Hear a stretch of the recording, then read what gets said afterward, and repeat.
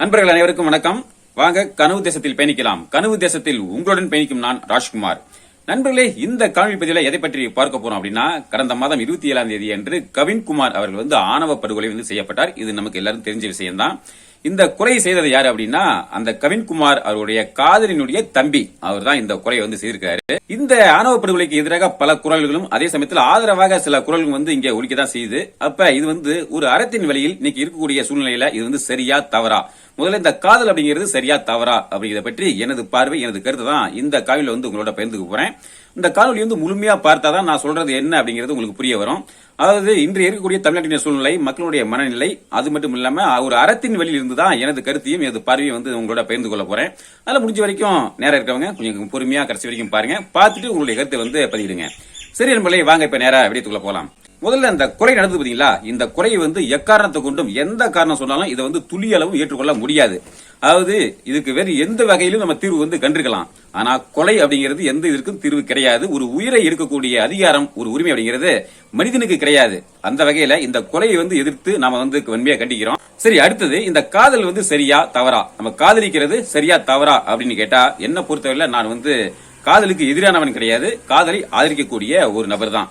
இந்த காதல் அப்படிங்கிறது தவறுலாம் கிடையாது. காதல் அப்படிங்கிறது அது மனிதனுடைய உணர்வுங்க.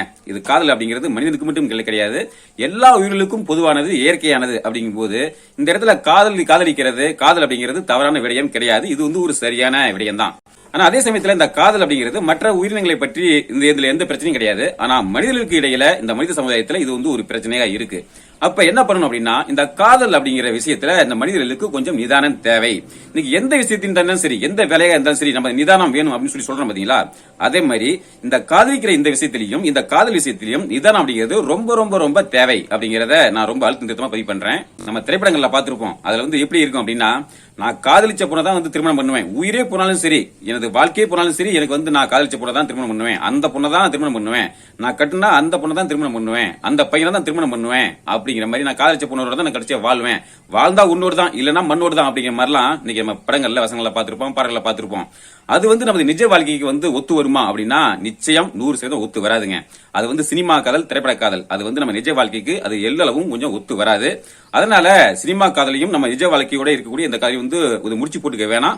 இது ரெண்டையும் பிரிச்சு தான் நம்ம பார்க்கணும். சரி, இந்த காதல் அப்படிங்கிறது சரிதான், காதலிக்கலாம், அதுல எந்த தவறும் இல்லை அப்படிங்கிற மாதிரி நான் சொல்லிட்டேன். அடுத்தது நம்ம என்ன பார்க்கணும், என்ன நிதானம் வேணும், என்ன நிதானமா இருக்கணும் அப்படின்னா, இன்னைக்கு நம்ம தமிழ்நாட்டினுடைய சூழ்நிலையை பார்க்கணும். இன்னைக்கு தமிழ்நாட்டினுடைய கலநிலை, நம்ம சூழ்நிலை, தமிழ்நாட்டினுடைய மக்கள் நிலை, இங்க எப்படி மக்கள் இருக்காங்க அப்படிங்கறத நம்ம முதல்ல பார்க்கணும். இன்னைக்கு ஓரளவுக்கு நமக்கு படிப்பறிவு இருக்கு. அந்த படிப்பறிவு அப்படிங்கிறது எதற்காக? எதையும் பகுத்து அறிந்து ஆய்வு செய்யணும். அதாவது கடவுள் மறுப்பு அப்படிங்கிறது அது பகுத்தறிவு கிடையாது, அது போலியான பகுத்தறிவு.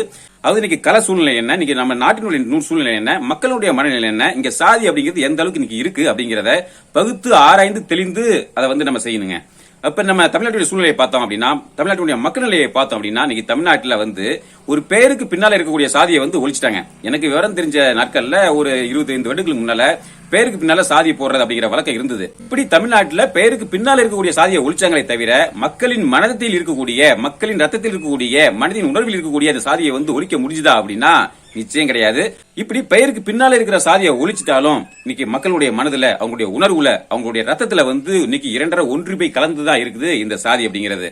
இன்னைக்கு பெரும்பான்மையான மக்கள் மனதுல இந்த சாதி அப்படிங்கிறது ரொம்ப வேரூன்றி போய் இருக்குது. ஆனா சில பேர் மட்டும் தான் இந்த சாதி பாக்குறது கிடையாது. கொஞ்சம் பெருந்தன்மையா இந்த காலத்துல யாருப்பா சாதி பாக்குறாங்க, எந்த சாதியா இருந்தா என்ன, நம்ம பிள்ளைங்க நல்லா இருந்தா போதும், எப்படி அவங்க நல்லா சந்தோஷமா இருந்தா போதும் அப்படிங்கிற ஒரு மனநிலை இருக்கக்கூடியவர்கள் எண்ணிக்கை அப்படிங்கிறது ரொம்ப ரொம்ப குறைவுதான். ஆனா பெரும்பான்மையான மக்கள் அப்படிங்கிறது இன்னைக்கு தீவிரமா சாதியை பாக்குறாங்க.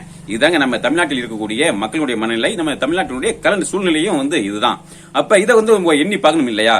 நம்ம தமிழ்நாட்டிலேயே கடந்த ஆண்டுகள்ல பல சம்பவங்கள் நம்ம நேரில் பார்த்திருக்கோம். அதாவது சாதி ஆணவ படுகொலை அப்படிங்கிறது எந்த அளவுக்கு நடந்துட்டு இருக்கு, சாதிக்கு எதிரான அந்த வன்முறை அப்படிங்கிறது எந்த அளவுக்கு இருந்துட்டு இருக்கு, இந்த தமிழ்நாடு கல சூழ்நிலை, அரசியல் சூழ்நிலை எப்படி இருக்கு அப்படிங்கறத நம்ம பார்த்துட்டு தான் இருக்கோம். அப்படிங்கும்போது நான் ஏற்கனவே சொன்னது மாதிரி இந்த இடத்துல நிதானம் அப்படிங்கிறது அந்த கவினுக்கு மட்டும் இல்ல, நிறைய பேருக்கு இன்னும் வரும் நாட்கள்ல காதல் செய்யக்கூடியவங்களுக்கும் இந்த நிதானம் அப்படிங்கிறது ரொம்ப ரொம்ப தேவை, ரொம்ப ரொம்ப அவசியம். நான் ஏற்கனவே சொன்னது மாதிரி பேருக்கு பின்னால இருக்க சாதியை ஒழிச்சிட்டாங்களே ஒழிய மக்கள் மனதில் மக்கள் ரத்தத்தில் அப்படிங்கிறது சாதி இருக்கும்போது நம்ம எப்படி காதலை வந்து கண்மூடித்தனமா பார்த்த உடனே காதல் கண்டதும் காதல் இந்த சினிமாவில் வர்ற மாதிரி இந்த மாதிரிலாம் எப்படி நம்ம செய்ய முடியும்? அப்ப இந்த இடத்துல தான் நான் ஏற்கனவே சொன்ன மாதிரி இந்த நிதானம் வேணும் அப்படிங்கிறது. இப்ப இந்த கவின்குமார் கொலை சம்பந்தமான அந்த காணொலியை வந்து பார்க்கும்போது அந்த காணொலிக்கு கீழே சில கருத்துக்கள் வந்து நம்ம பார்க்க முடியுது. நீ ஏப்ப உயர்ந்த சாதி பெண்ணா பார்த்து காதலிக்கிற? உன்னை விட கீழ் சாதியில இல்ல உன் சாதியில உள்ள பெண்ணை பார்த்து நீ வந்து காதலி, நீ அதை வந்து செய்ய வேண்டியதுதானே அப்படிங்கிற மாதிரியான கருத்துக்களை பார்க்க முடியுது. இப்ப இதுலயும் ஒரு சிக்கல். சொந்த சாதியில காதல் பண்ணா மட்டும் இன்னைக்கு வந்து ஏத்துக்கிறாங்களா? நம்ம இதையும் நம்ம பார்க்கலாம். அதாவது இன்னைக்கு உயர்ந்த சாதியோ கீழ் சாதியோ அந்த மாதிரி நம்ம வந்து பார்த்து காதல் பண்ணாலும் இதுல வந்து ஆணவ படுகொலை, இதை வந்து எதிர்ப்பு அப்படிங்கிறது இருக்கதான் செய்யுது. சரி, சொந்த சாதியில காதல் பண்ணாலும் அதையும் இன்னைக்கு ஏத்துக்கிறாங்களா அப்படின்னா சில குடும்பங்களை ஏத்துக்கிறாங்க, சில குடும்பங்கள்ல அதற்கும் வந்து எதிர்ப்பு வருது. இது கூட நம்ம உதாரணமா சில வருடங்களுக்கு முன்னால ஒரு கொலை வந்து நடந்தது. தனது சொந்த சாதி பெண்ணை திருமணம் பண்ணலாம் அப்படிங்கிற ஒரு காரணத்துக்காக. அதுக்கு என்ன காரணம்? அதான் இந்த பொருளாதார ஏற்றத்தாழ்வு. அவன் வந்து ஒரு வசதியில குறைந்தவனாக இருப்பான், அந்த பெண் வந்து ஒரு பணக்கார பெண்ணாக இருக்கும். அப்படி இருக்கும்போது நீ எப்படி பணக்கார பெண்ணை பார்த்து நீ காதல் பண்ணலாம்? அப்போ உனக்கு ஈக்குவலா உன் தகுதிக்கு இருக்கக்கூடிய ஒரு பெண்ணை பார்த்து நீங்க காதலிக்க வேண்டியதானே அப்படிங்கிற குரலும் அந்த இடத்துல வரதான் செய்யுது. அப்ப இங்க இருக்கக்கூடிய சிக்கல் என்ன அப்படின்னா, இன்னைக்கு வேற சாதி, அது உயர்ந்த சாதி கீழ் சாதி இப்படிங்கிற ஒரு வித்தியாசமும் இருக்கு. அதே சமயத்துல பொருளாதார ஏற்றத்தாழ்வு, அதாவது பணக்காரன் ஏழை அப்படிங்கிற ஒரு சூழ்நிலையும் இங்க தமிழ்நாட்டு களத்துல தமிழ்நாட்டு மக்கள் மனநிலையில இருக்கு அப்படிங்கிறது தான் நம்ம பார்க்கக்கூடிய யதார்த்தமான சூழ்நிலையா இருக்கு. அப்ப காதலிப்பவர்கள் இந்த இரண்டு விடயங்களையும் வந்து கவனத்துல கொள்ளணும். இன்னைக்கு நம்ம தமிழ்நாட்டுல ஒரு பெண்ணோ ஒரு பையனோ ஒரு உயர்ந்த சாதியோ ஒரு கீழ் சாதியோ அவங்க வந்து காதலிச்சுட்டா அவங்க காதலை வந்து ஏற்றுக்கொள்ளக்கூடிய மனப்பக்குவம் உள்ளவர்களும் இன்னைக்கு இருக்கதான் செய்யறாங்க. அதே மாதிரி சொந்த சாதியில வந்து காதலிச்சாலும் அவன் வந்து ஏழையோ பணக்காரனோ அவங்களுக்கு வந்து சரி பிள்ளைகள் வந்து நல்லா இருந்தா போதும் அப்படிங்கிற மாதிரி அதையும் ஏற்றுக்கொள்ளக்கூடிய மனப்பக்குவத்தில் இருக்கக்கூடியவர்களும் சில பேர் இருக்கதான் செய்யறாங்க. அதே சமயத்துல சாதி விட்டு சாதி காதல் பண்றதையும் இல்ல ஒரே சாதியில வந்து இந்த மாதிரி ஏழை பணக்காரன் இந்த மாதிரி காதல் பண்றதையும் வந்து எதிர்க்கக்கூடியவர்களும் இன்னைக்கு பெரும்பான்மையா இருக்கதான் செய்யறாங்க. அப்ப இந்த இடத்துல தான் நமக்கு வந்து நிதானம் அப்படிங்கிறது ரொம்ப ரொம்ப ரொம்ப தேவை. என்ன பொறுத்த வரைக்கும் எனது கருத்து என்ன அப்படின்னா, இந்த காதல் விஷயத்துல அது இந்த காதலுக்கு கண்ணு இல்லைன்னு சொல்லுவாங்க. இந்த காதல் வந்து நிறம் பார்த்து ஜாதி பார்த்து இனம் பார்த்து மொழி பார்த்து வராது அப்படிங்கிற மாதிரி சொல்லுவாங்க. அது வந்து உண்மைதான், ஏற்றுக்கொள்ளலாம். இருந்தாலும் நமக்கு அறிவு சிந்திக்கக்கூடிய தன்மை அப்படின்னு ஒண்ணு இருக்கு பாத்தீங்களா? அப்ப அதுக்கு என்ன வேலை? நம்ம அந்த படிச்ச படிப்புங்கிறதுக்கு அதுக்கு என்ன மரியாதை? அப்ப அதை கொண்டு நம்ம சிந்திக்கும் போது இருக்கக்கூடிய கல சூழ்நிலை மக்களுடைய மனநிலையை வந்து பார்க்கும்போது இந்த காதலிக்கும் போது அது வந்து ஒரு நிதானம் வேணும் அப்படிங்கறதா எனது தனிப்பட்ட கருத்தா இருக்கு. இன்னைக்கு நம்ம இப்ப அந்த சம்பவத்தை அந்த தம்பியை எடுத்துக்குவோம், அந்த கவின்குமாரை எடுத்துக்குவோம். இப்ப அந்த தம்பி, அந்த பெண்ணினுடைய தம்பி வந்து அதுக்கு எதிர்ப்பு தெரிவிக்கிறாங்க, அந்த குடும்பத்தில் எதிர்ப்பு தெரிவிக்கிறாங்க. அப்ப என்ன பண்ணிருக்கலாம் அப்படின்னா, சரி ஏன் இந்த அளவுக்கு நம்ம ரிஸ்க் எடுத்துக்கிட்டு நம்ம வேணாமே, நம்ம காதலிச்சோம், ஒருவேளை அவங்க ஒத்துக்கிட்டாங்க அப்படின்னா நம்ம வந்து சேர்ந்து வாழ்வோம், திருமணம் பண்ணிட்டு சேர்ந்து வாழ்வோம். இல்ல இந்த அளவுக்கு எதிர்ப்பு இருக்கும்போது நம்ம ஏன் வந்து அதை வந்து காதலிக்கணும் அப்படிங்கிற ஒரு முடிவுக்கு ஒரு எண்ணத்துக்கு வந்திருக்கணும். அப்படியே அந்த கவின்குமார் அப்படிங்கிற தம்பி அந்த ஒரு முடிவுக்கு வந்திருந்தாங்க அப்படின்னா இப்படி அவருடைய உயிரையும் வந்து இழந்திருக்க தேவையில்லை, இப்படி இரண்டு குடும்பத்திலையும் பிரச்சனை அப்படிங்கிறது வந்திருக்க தேவையில்லை. ஒன்னு அந்த கவின்குமார் அவருடைய காதலை வந்து அந்த பெண்ணுடைய குடும்பத்தினர் வந்து ஏற்றுக்கணும், அந்த பெண்ணுடைய தம்பியை வந்து ஏத்துக்கிட்டு இருந்தா இதுல நமக்கு எந்த பிரச்சனையும் இல்ல. இல்ல அப்படி தொடர்ந்து அவங்க வந்து எதிர்ப்பு தெரிவிக்கும் போது அந்த கவின்குமார் அப்படிங்கிற தம்பி என்ன பண்ணிருக்கணும் அப்படின்னா அதை வந்து கைவிட்டிருக்கணும். நான் ஏற்கனவே சொன்ன மாதிரி இந்த சினிமா காதல் திரைப்பட காதல் அப்படிங்கிறது நிஜ வாழ்க்கை ஒத்து வராது. சரி, இவ்வளவு எதிர்ப்புகளை மீறி தடைகளை தாண்டி இவ்வளவு பிரச்சனைகளை தாண்டி நம்ம வந்து காதலிக்கணுமா, இந்த காதல் நமக்கு தேவையா அப்படிங்கிற மாதிரி அந்த காதலை வந்து கை விட்டுருக்கணுங்க. இதுதான் எனது கருத்து. இதை பார்த்துட்டு கூட நீங்க சில கருத்துல வந்து பதிவிடலாம். ஆனா இருக்கக்கூடிய சூழ்நிலை யதார்த்தம் இதை பார்த்து இந்த கருத்தை நான் பதிவிடுறேன். நிச்சயம் அந்த கவின்குமார் அவர்களுக்கு இருக்கக்கூடிய அந்த திறமை, அவர்கள் இருக்கக்கூடிய அந்த வேலை, அவர் வாங்கக்கூடிய சம்பளம், அவர் இருக்கக்கூடிய தகுதிக்கு நிறைய பெண்கள் வந்து அவரை திருமணம் பண்றதுக்கு நீங்க நிச்சயம் முன் வருவாங்க. அப்படிங்கும் போது அவர் விரும்பக்கூடிய அந்த மாதிரி முன் வரக்கூடிய பெண்ணை வந்து திருமணம் செய்து கொண்டு காதலித்து அதுக்கப்புறம் எப்படியோ அவங்க வந்து நல்லபடியா வாழ்ந்திருக்கலாம் அப்படிங்கிறது தான் எனது கருத்து. இப்படி தேவையில்லாம அந்த பிடிவாதமா இருந்து தனது உயிரை இழந்திருக்க வேண்டாம் அப்படிங்கிறது தான் எனது கருத்தா இருக்கு. சரி, இந்த மாதிரியான பிரச்சனைகளுக்கு, இந்த மாதிரியான ஆணவ படுகொலைக்கு என்ன தீர்வு, இந்த சாதி வெறிக்கு என்ன தீர்வு அப்படின்னா, இது ஏற்கனவே கடந்த 60 வருடங்களாக இந்த சாதி அப்படிங்கிறது இன்னைக்கு இப்ப வந்து வந்தது கிடையாது. இது எத்தனை ஆண்டுகளுக்கு முன்ன இருந்து இது இருக்கிறதுங்கிறது நமக்கு தெரியாது. ஆக மொத்தத்தில் நம்ம மக்கள் மனதில் வந்து ரத்தத்துல உணர்வோடு உணர்வா ஊறி போயிருக்கக்கூடிய ஒரு விஷயம் தான் இந்த சாதி. இந்த சாதியை வந்து இன்னைக்கு ஒரே நாள்ல வந்து இதை ஒழிச்சிட முடியுமா, இதை அழிச்சிட முடியுமா அப்படின்னா இது அவ்வளவு எளிதான காரியம் கிடையாதுங்க. இது என்ன பண்ணும் அப்படின்னா, ஒரு தலைமுறையை சாதியை பற்றி இல்லாத, இந்த சாதி வெறி இல்லாத ஒரு புதிய தலைமுறையை நம்ம வந்து உருவாக்க வேண்டிய ஒரு இடத்துல இருக்கோம். அப்படிங்கும்போது சின்ன பிள்ளையில இருந்தே ஒரு தொடக்க கல்வியில இருந்தே இந்த சாதி அப்படிங்கிறது நம்ம தீண்டாமை அப்படிங்க இன்னைக்கு வந்து வெறும் புத்தக ஏட்டுல தான் இருக்கு. சாதி அப்படிங்கிறது ஒரு தீண்டாமை, ஒரு குடிஞ்செயல் அப்படிங்கிறது ஒரு ஏட்டுல தான் இருக்கு. ஆனா மக்கள் மனசுல அது இருக்குதா அப்படின்னா நிச்சயம் அது கிடையாது. அதே சமயத்துல நம்ம ஆளக்கூடிய இந்த ஆட்சியாளர்கள், இந்த அரசியல்வாதிகள் என்ன பண்றாங்க, உண்மையிலேயே இந்த சாதியை ஒழிக்க வந்து பாடுபடுகிறார்களா, இந்த சாதியை வந்து ஒழிக்கத்தான் நினைக்கிறாங்களா அப்படின்னா நிச்சயம் கிடையாது. இந்த அமைதிப்படை அப்படிங்கிற படத்துல மணிவண்ணன் வந்து சத்யராஜிட்ட ஒரு வசனம் பேசுவாரு. ஏன்னா இந்த சாதியெல்லாம் ஒழிச்சிட்டா மக்கள் வந்து நிம்மதியா சந்தோஷமா இருப்பாங்களே அப்படி மாதிரி கேட்பாரு. அதுக்கு சத்யராஜ் என்ன தெரியுமா சொல்லுவாரு, ஆமாங்க மணி, இந்த சாதியை ஒழிச்சிட்டா மக்கள் வந்து நிம்மதியா இருப்பாங்க, ஆனா நாம சோத்துக்கு சிங்கி அடிக்கணும் அப்படி மாதிரி சொல்லுவாங்க.